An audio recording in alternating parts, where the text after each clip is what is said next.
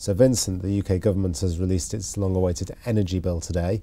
What are the main headlines? What's in it? Well, essentially what has happened is that the Department for Energy and Climate Change has presented to Parliament this massive bill to restructure and reinvigorate the UK energy infrastructure, which hasn't seen a lot of new investment for the last 2 decades. In fact, actually very little in existing conventional infrastructure, essentially since it was privatised back in the early 90s.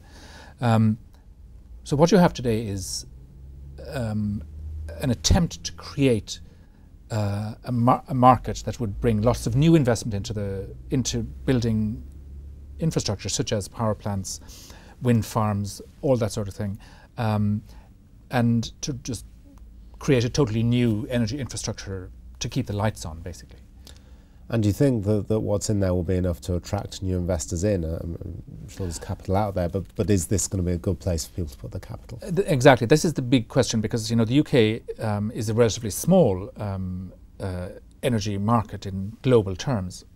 The sum of money required to renew it is to reinvigorate and to restructure the market is actually colossal. It's about £110 billion over a decade for new plants, new power stations, new pylons, all that kind of thing. And so that seems like a lot of money, but I think the idea that there's a big wall of money waiting to come into the UK as soon as this energy bill is approved by Parliament is a bit unrealistic, because companies can go anywhere in the world and build renewable infrastructure, for example, probably on terms that are no more onerous than in the UK, and perhaps in many cases more generous.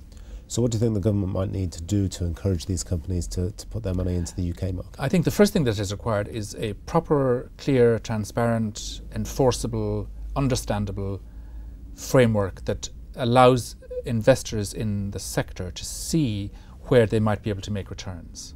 That's the important thing. This bill goes a good bit of the way there, but I think there are lots of details missing, and this bill has to be debated in Parliament, and that's a fairly gruelling process, and also a very long one. So it'll take at least 6 months, if not a year, before this is actually law. So, it certainly will allow a lot more investment in renewables, because that's one thing the government wants.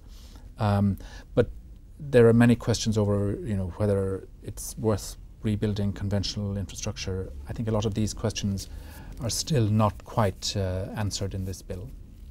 Well, it sounds like the UK government still has some work to do if it's going to convince investors that the UK energy sector is a good place to put their money.